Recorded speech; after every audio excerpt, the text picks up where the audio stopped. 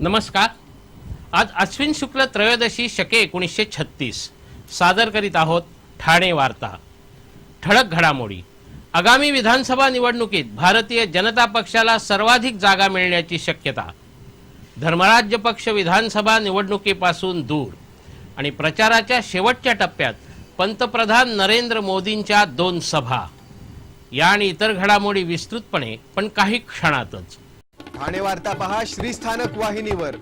आता सकाळी 9:15 पासून रात्री 9:15 पर्यंत ठाणे वार्ता, ठाण्यातील पहिलं दृकश्राव्य माध्यम।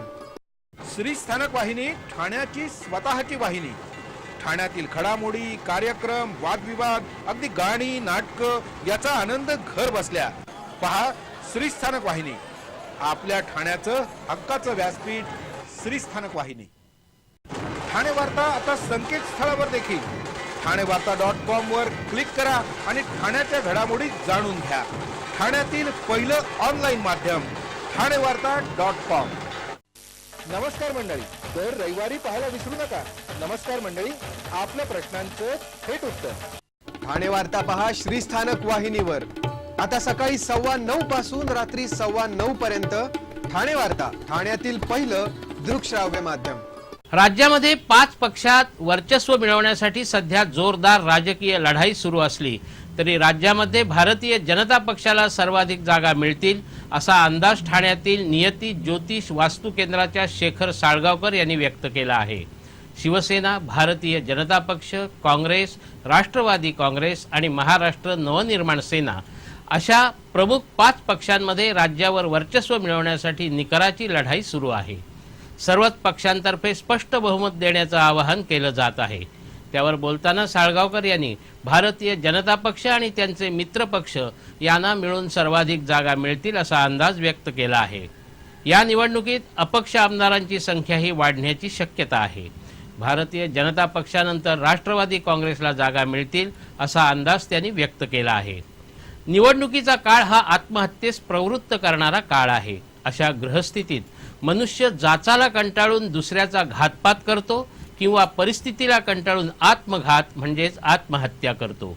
सद्यस्थितीत विद्यमान सरकारला कंटाळून मतदार त्यांचा पराभव करतील असा अंदाज शेखर साळगावकर यांनी व्यक्त केला आहे।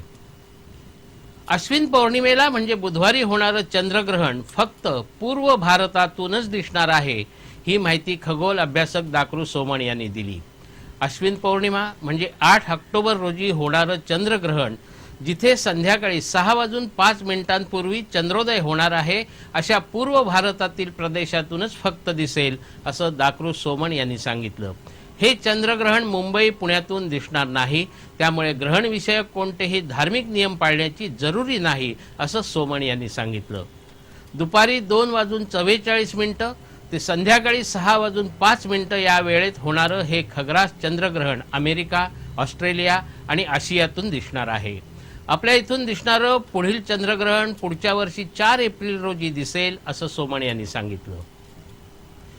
रेल्वेचा प्रवास सुरक्षित व्हावा यासाठी रेल्वे प्रशासन आणि रेल्वे पोलिसांनी अत्याधुनिक तंत्रज्ञानाची कास धरली असून रेल्वे प्रवास सुरक्षित कसा करावा यासाठीच्या सूचना व्हॉट्सॲपवरून माध्यमातून प्रवाशांना पाठवल्या जात आहेत।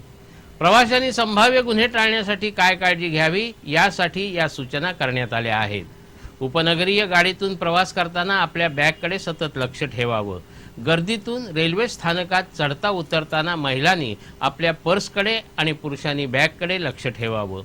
प्रवाशांनी खिशातील फोन, दागदागिने यांची विशेष काळजी घ्यावी। प्रवाशांनी दरवाजात उभे राहून प्रवास करताना मोबाईल वापरू नये। महिलांनी पर्स खांद्याला लावून रेल्वे दरवाजात उभं राहू नये। लांब पल्ल्याच्या गाड्यातून प्रवास करताना मौल्यवान वस्तू असल्यास झोपणं टाळावं। रेल्वे प्रवासादरम्यान अनोळखी व्यक्तीकडून खाण्यापिण्याच्या वस्तू घेऊ नयेत। रेल्वे प्रवासादरम्यान संशयित व्यक्ती, बेवारस वस्तू आढळल्यास पोलिसांच्या 98 33 33 11 11 या क्रमांकावर संपर्क साधावा अशा विविध सूचना सुरक्षित रेल्वे प्रवासासाठी पोलिसांनी व्हॉट्सॲपवरून प्रवाशांना केल्या आहेत। ठाणे वार्ता पहा श्रीस्थानक वाहिनीवर। आता सकाळी 9:15 पासून रात्री 9:15 पर्यंत ठाणे वार्ता, ठाण्यातील पहिलं दृकश्राव्य माध्यम। आपला परिसर स्वच्छ आणि सुंदर ठेवण्यासाठी ठाणे महापालिकेत सहकार्य करा. ओला सुका कचरा वेगवेगळा जमा करा आणि रोगराईपासून मुक्तता मिळवा. ठाणे वार्ता आता संकेतस्थळावर देखील ठाणेवार्ता.com वर क्लिक करा आणि ठाण्याच्या घडामोडी जाणून घ्या. ठाण्यातील पहिलं ऑनलाईन माध्यम ठाणेवार्ता.com. डॉक्टर आणि रुग्णांचं पिढ्यानपिढ्यांचं जिव्हाळ्याचं नातं म्हणजेच डॉक्टर बेडेकर हॉस्पिटल. आता अत्याधुनिक सोयी सुविधा आणि तंत्रज्ञान युक्त वंध्यत्व निवारण केंद्रात IVF आणि टेस्ट ट्यूब बेबीची ही सुविधा. डॉक्टर बेडेकर हॉस्पिटल, महर्षी कर्वेपथ, ठाणे. 65 वर्षांची निरंतर सेवा. मैं मतदान नक्की करणार. मतदान करना तो मेरा फर्ज है और मैं जरूर करूंगा. मला भी माहित आहे मतदान माझा हक्क आहे. मैं मतदान करणार. आधी मतदान करणार मग साईडवर जाणार. Though I travel lot, I'll make a point to cast my vote. Voting is as important as my duty. और ये भी कोई बुलण वाली गल है. पूरे परिवार दे नाल वोट पाउंड ले जावांगे. मी मतदार म्हणून नोंदणी केली आहे. एक मत सुद्धा निर्णायक ठरू शकतो. मी खूप उत्सुक आहे. आमचं मत आमचा अधिकार. ठाणे वार्ता पहा श्रीस्थानक वाहिनीवर. आता सकाळी 9:15 पासून रात्री 9:15 पर्यंत ठाणे वार्ता, ठाण्यातील पहिलं दृकश्राव्य माध्यम.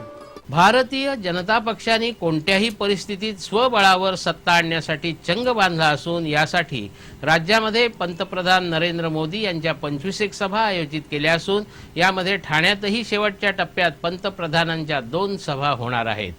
विधानसभा निवडणुकीच्या प्रचाराला सध्या बराच जोर आला असून भारतीय जनता पक्षाने पंतप्रधान नरेंद्र मोदी यांना प्रचारात उतरवलं आहे. नरेंद्र मोदी यांच्या राज्यभर सभा होत असून यातील एक सभा ठाण्यातही होणार आहे. ठाण्यातील सेंट्रल मैदानात पुढच्या रविवारी ही सभा होणार आहे. पंतप्रधानांच्या दौऱ्याच्या शेवटच्या टप्प्यात जिल्ह्यामध्ये 2 सभा होत असून ठाण्यातील सेंट्रल मैदानात 12 ऑक्टोबरला संध्याकाळी 6 वाजता तर 13 ऑक्टोबरला पालघरमध्ये सकाळी 10:30 वाजता या सभा होणार आहेत. ठाण्यामध्ये शिवसेनेचे पक्षप्रमुख उद्धव ठाकरे यांची ही सभा पंतप्रधानांच्या सभेपूर्वी 1 दिवस आधी होणार असल्याचं सांगितलं जातं. लोकसभा निवडणुका लढवणारा धर्मराज्य पक्ष हा विधानसभा निवडणुकीपासून दूर राहिल्याचं दिसत असून धर्मराज्य पक्षाने आपल्या पक्षाचा पाया वाढवण्याचा प्रयत्न चालवला असून आगामी महापालिका निवडणुका हे आपलं लक्ष ठेवलं आहे. ठाण्यातील कामगार नेते राजन राजे यांच्या धर्मराज्य पक्षाने लोकसभा निवडणूक मोठ्या जोमानं लढवली होती. त्यामुळे विधानसभा निवडणुकीमध्ये हिरिरीनं उतरेल अशी अपेक्षा होती. मात्र धर्मराज्य पक्ष हा विधानसभा निवडणुकीपासून दूर राहिला. सध्या निवडणुका खर्चिक झाल्या असून आपला पाया वाढवण्याचा पक्षाचा प्रयत्न आहे. यासाठी आगामी महापालिका निवडणुका हे पक्षाने आपलं लक्ष ठेवलं आहे. त्या दृष्टीने सध्या तयारी केली जात आहे. पक्षाची ध्येय धोरणं, पक्षाचं काम अगदी खालच्या पातळीपर्यंत पोहोचावं असा पक्षाचा उद्देश आहे.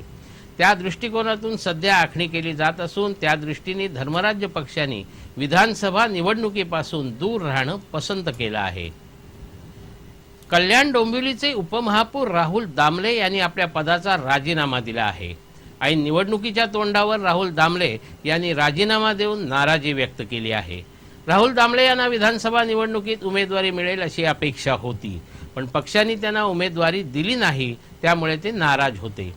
त्यांनी आज भारतीय जनता पक्षाच्या नगरसेवक पदाचा आणि उपमहापौर पदाचा राजीनामा प्रदेशाध्यक्षांकडे दिला आहे. राहुल दामले यांच्या या राजीनाम्यामुळे खळबळ उडाली आहे. ठाणे जिल्ह्यात आज सर्वत्र ईद साजरी करण्यात आली. ठिकठिकाणच्या मशिदींमध्ये आज सकाळी नमाज अदा करण्यात आला. ठाण्यातील राबोडी, चरई, धोबिआळी भागातील मशिदींमध्ये मोठ्या संख्येने आबालवृद्ध नमाज अदा करण्यासाठी जमले होते. कल्याणमधील दुर्गाडी किल्ल्यावरही नमाज अदा करण्यासाठी गर्दी झाली होती. ईद उल दुहा म्हणजे कुर्बानीची ईद समजली जाते. रमझानचे रोजे संपल्यानंतर ईद उल फित्र साजरं करण्यात येतं. तसंच इस्लामी वर्षाचा शेवटचा महिना जिल हजची सुरुवात झाल्यावर 10 दिवसांनी ही ईद साजरी करण्यात येते. याच महिन्यात हज यात्राही असते, म्हणून या महिन्याला जिल हज असंही नाव देण्यात आलं आहे. कुर्बानी आणि हज या दोन्ही विधींचं महत्त्व असून त्यांचा संदेश मात्र एकच आहे. मानवजातीच्या कल्याणासाठी त्याग करा आणि आहुतीसाठी तयार राहा असा ईश्वराने संदेश दिला आहे. श्रीस्थानक वाहिनी, ठाण्याची स्वतःची वाहिनी. ठाण्यातील घडामोडी, कार्यक्रम, वादविवाद, अगदी गाणी, नाटकं याचा आनंद घर बसल्या पहा श्रीस्थानक वाहिनी. आपल्या ठाण्याचं हक्काचं व्यासपीठ श्रीस्थानक वाहिनी. ठाणे वार्ता आता संकेतस्थळावर देखील ठाणेवार्ता.com वर क्लिक करा आणि ठाण्याच्या घडामोडी जाणून घ्या. ठाण्यातील पहिलं ऑनलाईन माध्यम ठाणेवार्ता.com. नमस्कार मंडळी, दर रविवारी पाहायला विसरू नका. नमस्कार मंडळी, आपल्या प्रश्नांचं थेट उत्तर. ठाणे वार्ता पहा श्रीस्थानक वाहिनीवर आता सकाळी 9:15 पासून रात्री 9:15 पर्यंत. ठाणे वार्ता, ठाण्यातील पहिलं दृकश्राव्य माध्यम. आपण आपले कार्यक्रम अथवा बातम्या आम्हाला ठाणेवार्ता@gmail.com या आमच्या ईमेलवर कळवू शकता. आता ठळक घडामोडी शेवटी पुन्हा एकदा. आगामी विधानसभा निवडणुकीत भारतीय जनता पक्षाला सर्वाधिक जागा मिळण्याची शक्यता. धर्मराज्य पक्ष विधानसभा निवडणुकीपासून दूर. आणि प्रचाराच्या शेवटच्या टप्प्यात पंतप्रधान नरेंद्र मोदींच्या 2 सभा. या होत्या ठाणे वार्ता.